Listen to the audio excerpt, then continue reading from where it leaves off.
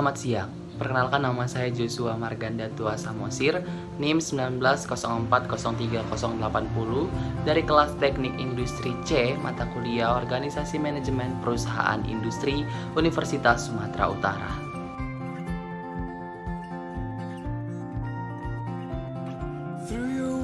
Topik yang akan saya sampaikan pada presentasi kali ini adalah pengorganisasian atau organizing. Pengorganisasian. Berbicara mengenai pengorganisasian itu berasal dari kata dasar organisasi. Maka sebelum kita mengetahui definisi dari pengorganisasian tersebut, kita perlu tahu dulu apa itu sebenarnya arti dari organisasi. Yang pertama, definisi organisasi.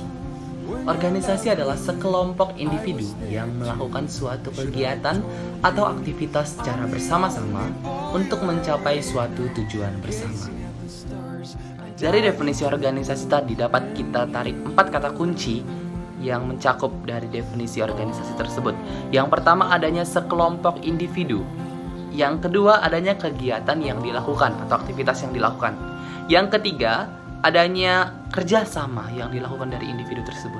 Dan yang keempat, adanya tujuan yang ingin diraih. Selanjutnya, kita akan membahas tentang definisi pengorganisasian atau organizing. Pengorganisasian merupakan suatu proses membagi kerja ke dalam tugas-tugas kecil, membebankan tugas-tugas itu kepada orang sesuai dengan kemampuannya, dan mengalokasikan sumber daya serta mengkoordinasikannya dalam rangka efektivitas pencapaian tujuan organisasi. Selanjutnya kita akan membahas definisi pengorganisasian menurut para ahli.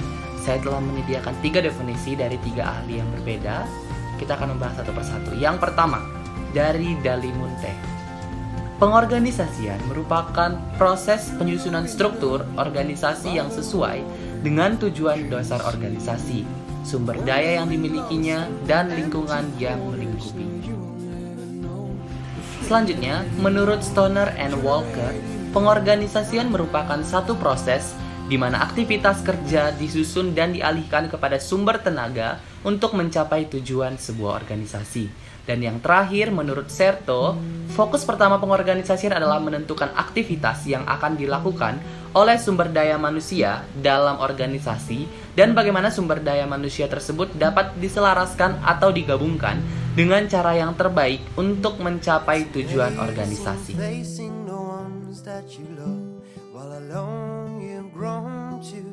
Selanjutnya kita akan membahas tentang korelasi atau hubungan antara organisasi dengan pengorganisasian tersebut. Sebenarnya mengapa dikatakan mereka itu berkaitan erat? Pertama, kita perlu kembali mengingat bahwa dalam materi manajemen, pada proses manajemen, tahap yang kedua itu adalah organizing atau pengorganisasian. Yang pertama itu planning, yang kedua itu organizing, yang ketiga itu leading, dan yang terakhir itu adalah controlling. Nah, pada tahap yang kedua adalah organizing atau pengorganisasian, di mana manajemen itu merupakan tahap atau proses dalam manajemen. Nah, manajemen ini tentunya berkaitan dengan apa yang dinamakan dengan organisasi. Seperti itu, karena di dalam organisasi tersebutlah prinsip atau konsep-konsep manajemen itu mulai muncul ataupun lahir. Seperti itu. Selanjutnya kita akan membahas tentang aspek pengorganisasian. Ada 7 aspek-aspek pengorganisasian. Yang pertama, pembagian kerja. Yang kedua, departementalisasi. Yang ketiga, bagan organisasi formal. Yang keempat, rantai perintah kesatuan. Yang kelima, tingkat hierarki manajemen. Yang keenam, rentang manajemen. Dan yang ketujuh, saluran komunikasi. Selanjutnya kita akan membahas satu persatu dari aspek pengorganisasian tersebut. Yang pertama, pembagian kerja. Pembagian kerja yang dimaksud di sini adalah membagi setiap pekerja dalam suatu organisasi tersebut sesuai dengan keahliannya masing-masing, terspesialisasi. Jadi terklasifikasikan dalam sesuai spesialisasi pekerjaannya masing-masing dalam organisasi tersebut. Tentunya itu adalah hal yang baik dalam suatu organisasi karena akan semakin terarah suatu kerja dari pekerja tersebut nantinya. Jadi lebih efektif. Yang kedua adalah departementalisasi atau membentuk departemen-departemen ataupun kelompok-kelompok sesuai dengan spesialisasi yang telah tadinya ditunjukkan dalam pekerjaannya. Seperti itu. Yang ketiga, adanya bagan organisasi formal. Tentunya itu penting adanya bagan organisasi formal dari tingkat manajemen teratas itu siapa, dari pimpinannya, wakilnya, dan sebagainya sampai ke pekerja-pekerja dalam tingkat terbawah seperti itu.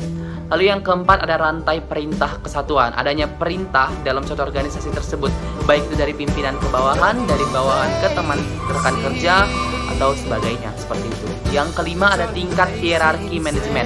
Seperti yang kita ketahui dalam materi manajemen, tingkat hierarki itu ada 3, manajemen puncak atas, manajemen menengah, dan manajemen pertama atau first line. Yang keenam ada rentang manajemen, di mana manajemen dalam eksternal itu perlu juga diperhatikan seperti itu, tidak hanya manajemen internal. Dan yang terakhir adalah saluran komunikasi. Selanjutnya kita akan membahas tentang proses pengorganisasian. Ada 3 ahli yang memberikan pendapatnya tentang proses pengorganisasian. Yang pertama ada Ernest Dale, Dali Munte, Sule Et, dan Kurniawan S. Yang pertama, menurut Ernest Dale, ada 5 proses pengorganisasian. Yang pertama, memperinci seluruh pekerjaan yang harus dilaksanakan untuk mencapai tujuan organisasi. Yang kedua, membagi pekerjaan ke dalam aktivitas-aktivitas yang secara logis dan menyenangkan dapat dilakukan oleh seseorang atau oleh kelompok orang. Yang ketiga, ada mengkombinasikan pekerjaan anggota organisasi dalam cara yang logis dan efisien. Yang keempat, penetapan mekanisme untuk mengorganisasikan pekerjaan atau anggota organisasi dalam satu kesatuan yang harmonis. Dan yang terakhir, memonitor efektivitas organisasi dan pengambilan langkah-langkah penyesuaian untuk mempertahankan atau meningkatkan efektivitas. Selanjutnya, menurut Dali Munte, ada 3 proses pengorganisasian. Yang pertama, perincian seluruh pekerjaan yang harus dilaksanakan setiap individu dalam mencapai tujuan. Yang kedua, pembagian beban pekerjaan menjadi kegiatan-kegiatan yang secara logika dapat dilaksanakan oleh setiap individu. Dan yang terakhir, pengadaan dan pengembangan mekanisme kerja sehingga koordinasi pekerjaan di antara anggota organisasi dapat berjalan terpadu dan harmonis. Yang terakhir adalah menurut Sule Et dan Kurniawan S. Mereka menyebutkan ada 4 proses pengorganisasian. Yang pertama, mengalokasikan sumber daya, merumuskan dan menetapkan tugas, dan menetapkan prosedur yang diperlukan. Yang kedua, kegiatan perekrutan, penyeleksian, pelatihan, dan pengembangan sumber daya manusia atau tenaga kerja. Yang ketiga, menetapkan struktur organisasi yang menunjukkan adanya garis kewenangan dan tanggung jawab. Dan yang terakhir, kegiatan penempatan sumber daya manusia pada posisi yang valid. Sampailah kita di penghujung atau akhir dari presentasi saya kali ini. Saya berterima kasih atas seluruh perhatian yang diberikan kepada saya selama kegiatan presentasi berlangsung. Dan saya mohon maaf yang sebesar-besarnya apabila selama kegiatan presentasi berlangsung saya melakukan banyak kesalahan, baik itu kata, perbuatan. Saya mohon maaf. Sebelum mengakhiri presentasi kali ini, saya mengutip satu buah quotes tentang pengorganisasian tersebut yang saya kutip dari A.A. Milne yang berkata demikian: "Organizing is what you do before you do something, so that when you do it, it is not all mixed up." Terima kasih atas perhatian yang diberikan kepada saya selama kegiatan presentasi berlangsung. Sampai jumpa di presentasi yang akan datang lagi.